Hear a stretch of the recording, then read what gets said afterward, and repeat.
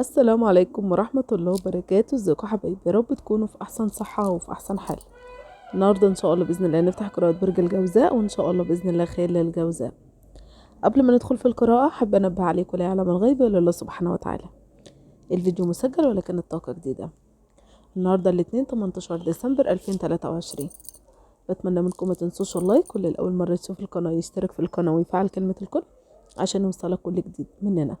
بعتذر طبعا على التأخير، كنت تعبانة وما زالت ولكن غصب عني والله ان انا ما كنتش بنزل فيديوهات، فبعتذر لكم جميعا.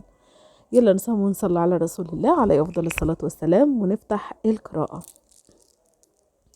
بسم الله ولا حول ولا قوة الا بالله. بسم الله، اللهم صل وسلم وبارك على نبينا محمد وعلى اله وصحبه اجمعين. بسم الله ولا حول ولا قوة الا بالله. آه برج الجوزاء، انت مش عارف تاخد قرار يا برج الجوزاء، خايف قلقان، خايف من اتخاذ القرار، تاخد قرار يكون خاطئ. وبالفعل انت لو اخدت القرار ده هيكون خطأ يا برج الجوزاء. ركز شوية، فكر في القرار ده مرة واثنين وثلاثة، وما تتسرعش في القرار خالص يا برج الجوزاء، لان من الواضح ان القرار ده صعب، فانت ما تتسرعش فيه وبلاش تتخذ اي قرارات دلوقتي. تمام يا برج الجوزاء. اسم سهام هنا، واسم منار، واسم منال، وهالة، ومها، ودعاء، وصفوت، وأميرة، ومحمد، ونور، ودنيا، ومصطفى، ومحمود. طيب الأسامي دي طلعت معايا. ليك اسم ونصيب مع حد أنا قلت اسمه ده يا برج الجوزاء، ليكوا اسم ونصيب مع بعض، وإن شاء الله بإذن الله راح يعني يتم الفرحة ده على خير بإذن الله. تمام، لأن في هنا اسم ونصيب أو زواج. لو طاقتك جابت طاقتك أو طاقة حد يخصك كمان. تمام. بسم الله ولا حول ولا قوة إلا بالله. في هنا اسم انتسال أو ابتسام أو انتسال بالفعل، انتسال. طيب هي الامرأة ديت يعني هو انت يعني ان شاء الله بإذن الله راح تطلعي لان انا شايفة ان في حد هنا مورطك في شيء، او انت ورطت نفسك في حاجة، ولكن راح تطلعي. كل ما تطلعي في حاجة بترجعك لورا تاني، او حياتك كل ما بتاخدي خطوة بتلاقي فيه يعني حاجة ترجعك لورا. ولكن ان شاء الله باذن الله معافرتك دي راح تطلع ان شاء الله باذن الله. في هنا مساعده، او انت طالبه مساعده من حد راح يساعدك ان شاء الله باذن الله. وفي مساعده من ربنا سبحانه وتعالى، ان في يعني سبحان الله ان ربنا هيشيء لك القدر ان حد هيساعدك لله سبحان الله وتعالى. ربنا يعني هيرزقك بيهم يعني على خير ان شاء الله باذن الله. قعدة صلح بينك وبين حد وراح تتصلحهم، وراح تحط النقط على الحروف يا برج الجوزاء، فاستعد. بلاش تخسر الحبيب يا برج الجوزاء، لان الحبيب هنا بيحبك. وبلاش خيانة، حتى لو انت هو برج الجوزاء على فكرة مش طبعه الخيانة والله، ولا طبعه الغدر، وبحب الشريك جدا ومخلص ليه جدا. ولكن هنا يا برج الجوزاء في حد بيدفعك انك انت تعمل الخطأ، حد بيدفعك هنا. فحاول يا برج الجوزاء انك تبعد الشيطان عنك، وتبعد الشخص ده. طبعا انا مش هسمي راجل امرأة، ولكن كل واحد بيكون عارف الطاقة، فحاول تبعد ابعدي عن الشخص ده، تبعدي عن الشخص ده، لان شايفة الطاقة ديت يعني مش حلوة. فحاول تبعد عن الشيطان يا برج الجوزاء. بسم الله ولا حول ولا قوة الا بالله. انت بتجري هنا في اوراق محكمة، حاجة تخص اعلان وراثة. ان شاء الله باذن الله راح تخلص، او بالفعل هي فعلا اخر جلسة وخلاص يعني. اول حكم هيكون قضائي، والحكم هيكون لصالحك ان شاء الله باذن الله يا برج الجوزاء. في اسمة الحق، وراح تاخد حقك بما يرضي الله. فما تقلقش خالص على اتخاذ حقك. تمام. سمر وسهام وصحر، ما شاء الله حرف السين متكرر. بص يا برج الجوزاء، ما تزعلش على اللي راح منك، راح تبتدي حياة حلوة، وراح ربنا يعوضك بالشخص المناسب في الوقت المناسب. والله عندك جبران خاطر. دموعك نزلت بفترة طويلة قوي يا برج الجوزاء، اتوجعت من اقرب حد ليك، يعني من الاقارب اكتر من البعيد. ولكن والله راح دمعتك تنشف، وراح فرحتك تكمل. وراح تكون انت يعني زي ما انا مثلا كنتش بكلمك مثلا عشان انت مديون، ده انت مديونه حد وحش. لا، بكره كل اللي كان في خصام او جدال معاك يا برج الجوزاء راح يجي لك، وهيتمنى رضاك، هيتمنى رضاك يا برج الجوزاء، وده في طريقك ان شاء الله باذن الله. خصام مطول شويه يا برج الجوزاء بينك وبين شخص، ولكن الشخص ده له طرف ثالث، يعني علاقة ثلاثية. فانت بتتعامل مع شخص اصلا يا برج الجوزاء له علاقات بحد تاني. فانت حاول انك انت تنتبه من كلامك معاه، او يعني ما تحاولش ان انت تنتظره كتير. لا، هو الانتظار زي عدمه معاه، ولكن ما تحاولش انك انت تنتظر من الشخص ده ان هو يحن عليك او يطبطب عليك، لان من الواضح ان الشخص ده له طرف تاني في حياته يا برج الجوزاء. على فكرة انت تقريبا زوجة تانية، تمام، او انت الزوجة التانية او الزوجة الاولى، بس في زوج انت الزوج، بس انت الزوجة التانية، تمام.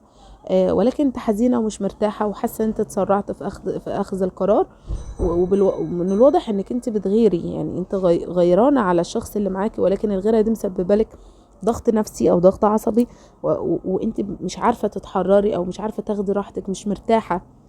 ولكن انت بتحبي شخصك، بتحبيه قوي يا امرأة برج الجوزاء، بس والله هو الشخص ده كمان بيحبك، بس انت ما تحاوليش تبيني له الغيرة بتاعتك، تمام، ما تبينش الغيرة بتاعتك يا برج الجوزاء. ان شاء الله باذن الله عندكم رحله حلوه. في حد هنا بيقرر لرحله او بتفكر بالفعل، خلاص يعني راح تقضي وقت كويس ظريف يعني. دمك خفيف قوي يا برج الجوزاء، او انت اصلا سحب دم خفيف، او لقائك حلو مع اي حد، قعدتك مريحه. قرب من اهل بيتك يا برج الجوزاء، لو انت راجل او امراه حاولي تلم الدور في الوقت ده، لان الكوره مش في ملعبك او مش في ملعبك يا برج الجوزاء. حاولي تهدي وتركزي وتفكر كويس يا برج الجوزاء، لان الفتره اللي جايه دي محتاجه منك شويه تفكير وشويه صمت. اذا صمت وفكرت كويس راح توصل لحل كويس، تمام. آه بسم الله ولا حول ولا قوه الا بالله.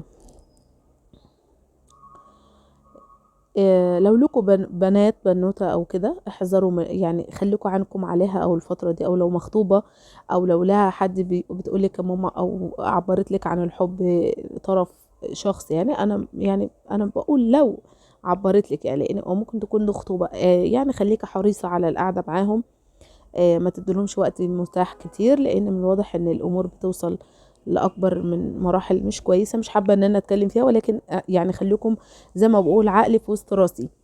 فاحذر يا برج الجوزاء وخليك منتبه للشخص ده.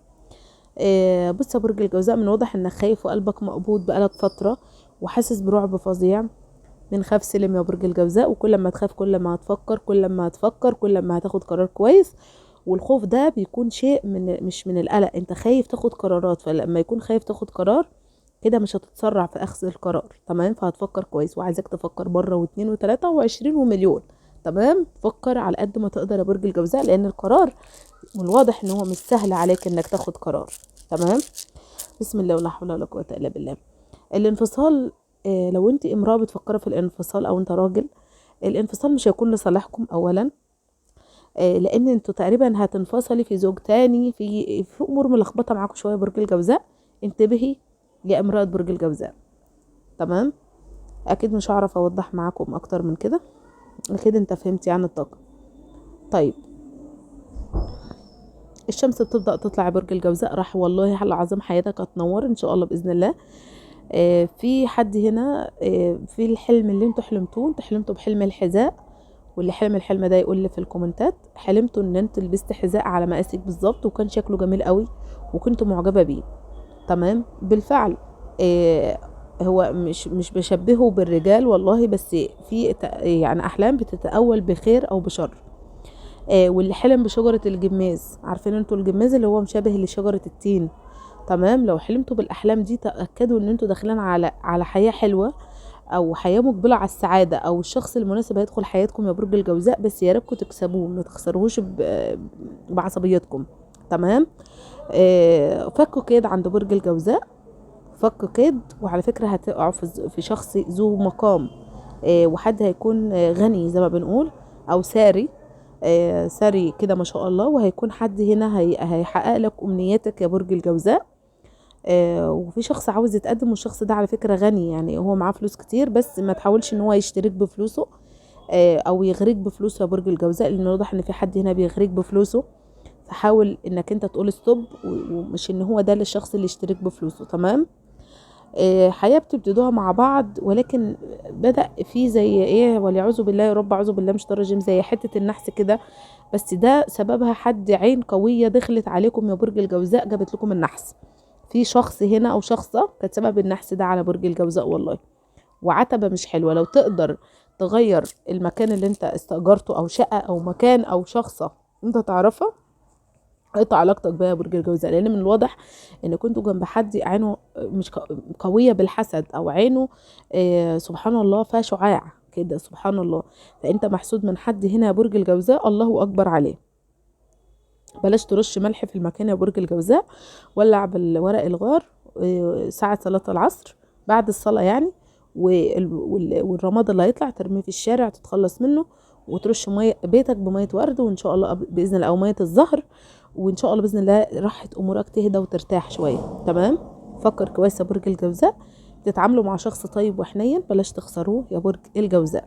تمام. في فرح عند برج الجوزاء راح يتم على خير، وفي مباركات تقريبا كنتوا انتوا في فرح او في زفه لما ما شاء الله، بس كنتوا برضو افتكرتوا حد متوفي ممكن، او يعني يعني الفرحه كملت الحمد لله على خير، ولكن انتوا كنتوا زعلانين عشان حد غايب او حاجه زي كده، ولكن الاعمار بيد الله يا برج الجوزاء.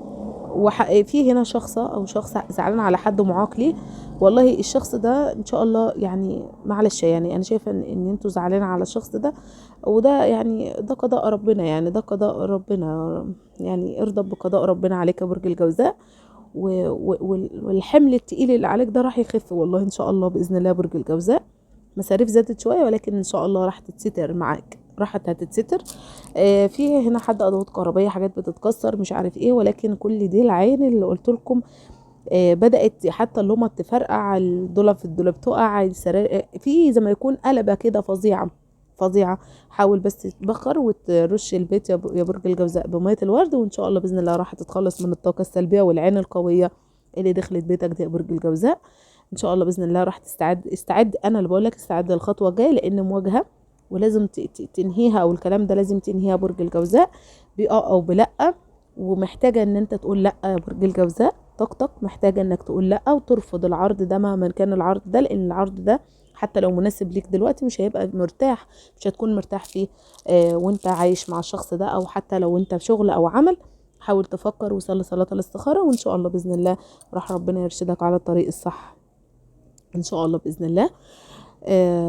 طبعا انا بعتذر على اني مش يعني انا بعتذر طبعا على ان لو حد طاقته ما جتش، وبعتذر على تقصير الفيديو، آه ولكن ان شاء الله باذن الله راح اعوضها لكم في الفيديو القادم ان شاء الله باذن الله، واشوفك على فيديو جديد، والسلام عليكم ورحمه الله وبركاته، في رعايه الله.